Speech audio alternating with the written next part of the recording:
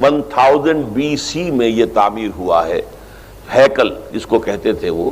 اور وہ آج کل جیسے ٹیمپل کہتے ہیں، ٹیمپل آف سولومن، یعنی ہیکل سلیمانی یا معبد سلیمانی، ہم اسے مسجد اقصیٰ کہیں گے، دور کی مسجد۔ اس کے بعد وہ یہ ہے کہ تقریباً 600 قبل مسیح میں 587 ایگزیکٹلی اس میں اس کو گرا دیا گیا نیبوکڈنیزر نے۔ پھر یہ کہ تقریباً 200 برس کے بعد دوبارہ بنائی گئی اسی جگہ پر،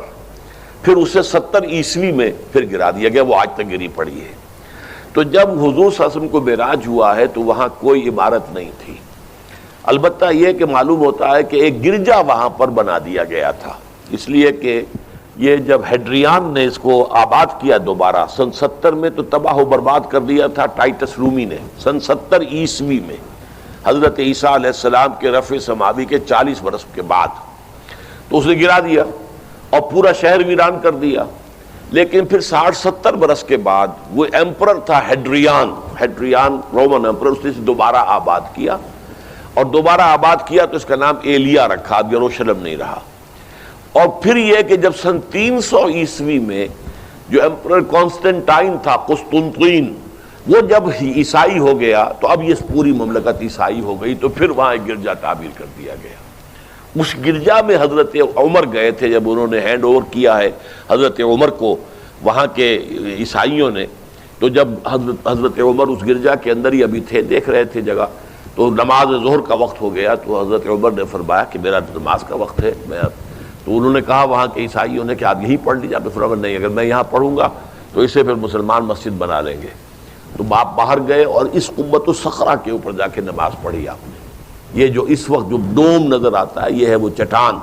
اور یہ بڑی اس کے اوپر گردہ وردہ پڑا ہوا تھا، کچرا وچرا تھا، اسے صاف کیا اور اس پر آپ نے نماز پڑھی، اس لیے کہ یہیں سے اصل میں معراج ہوا تھا حضور صلی اللہ علیہ وسلم کو۔ تو اب اس کے بعد جو ہے عبد الملک ابن مروان نے وہاں پر وہ قبہ بنا دیا ہے جو قبۃ الصخرہ کہلاتا ہے۔ البتہ اسی احاطے کے جنوب کی طرف ایک مسجد بھی ہے، بڑی مسجد ہے، وہ مسجد اقصیٰ کہلاتی ہے، وہ اب مسجد ہے۔ یہ قبہ جو ہے بنیادی طور پر مسجد نہیں ہے، یہ تو یوں سمجھیے کہ جیسے کوئی ہمارے ہاں مقبرہ ہوتا ہے، درمیان میں قبر ہے، اس کے اوپر بڑا سا گنبد بنا دیا ہے، چاروں طرف جو ہے زائرین کے لیے جگہ ہے، ایسے ہی یہ وہ چٹان ہے۔ کہتے ہیں یہ چٹان جنت سے آئی تھی، جیسے کہ حجر اسود جو ہے جس کے بارے میں روایت ہے کہ یہ جنت سے آیا ہوا ہے پتھر، اس طرح یہ چٹان بھی جنت کی ہے۔ بہرحال یہ بہت بڑی ایک چٹان تھی، بڑا پہاڑ کی مانند تھا یہ، جس کے اوپر کے پھر ہیکل بنایا تھا حضرت سلیمان نے۔ اب ہوتے ہوتے وہ چھوٹا رہ گیا ہے، جیسے کہ اب کوہ صفا کوہ مروہ اب کیا رہ گئے، کچھ بھی نہیں ہے، ان کا نشان ہے صرف کہ ہاں یہاں کبھی ایک پہاڑی ہوتی ہوگی جس کے کچھ پتھر جو ہیں وہ نظر آ رہے ہیں۔ اسی طرح سے وہ ایک چٹان ہے، اگرچہ بہت بڑی ہے کوہ صفا اور مروہ کے مقابلے میں، تو اس کے گرد ایک پلیٹ فارم سا بنا دیا گیا ہے اور اس کے اوپر یہ قبہ ہے۔ تو یہ ہے اصل میں جو کہ حرم شریف کہلاتا ہے اس وقت، اور سارا جھگڑا جو ہے یہود کا اور مسلمانوں کا وہ اس پر ہے۔ ورنہ یہودی اہود بیراق جو ہے،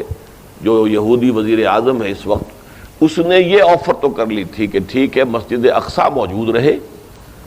اور اس کے اوپر جو ہے کنٹرول بھی فلسطینی مسلمانوں کا رہے،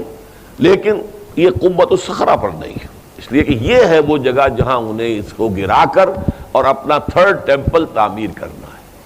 یہ انہوں نے اپنے یہودی جو مذہبی عناصر ہیں انہیں رشوت دے رکھی ہے کہ باقی ہر معاملے میں تم ہمیں اجازت دے دو کہ ہم نے سینائی واپس کر دیا، ٹھیک ہے، گولان ہائٹس بھی واپس کر دیں گے شام کو، اور اسی طریقے سے ویسٹ بینک وغیرہ پر ہم ایک فلسطینی ریاست بنا رہے ہیں، تم اس کی اجازت ہمیں دے دو، لیکن ہم یہ جہاں تک یروشلم کے بارے میں ان کا کہنا تھا کہ یہ ہمارا جوائنٹ ایک ہی متحدہ دارالخلافہ رہے گا، عربوں کا کوئی تعلق اس سے نہیں ہوگا، یہ پورا کا پورا ہمارے پاس رہے گا، اور پھر یہ کہ یہاں پر ہم وہ بنائیں گے اپنا ہیکل۔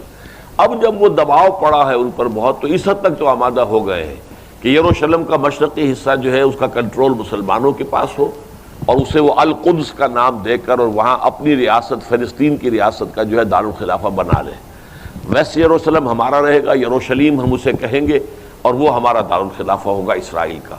البتہ یہ ہے کہ یہ قبۃ الصخرہ کے اوپر کنٹرول عربوں کا یا مسلمانوں کا نہیں ہوگا، وہ اس کو اس لیے فارغ رکھنا چاہتے ہیں کہ اس کو گرا کر اس کی جگہ پر انہیں اپنا ٹیمپل بنانا ہے۔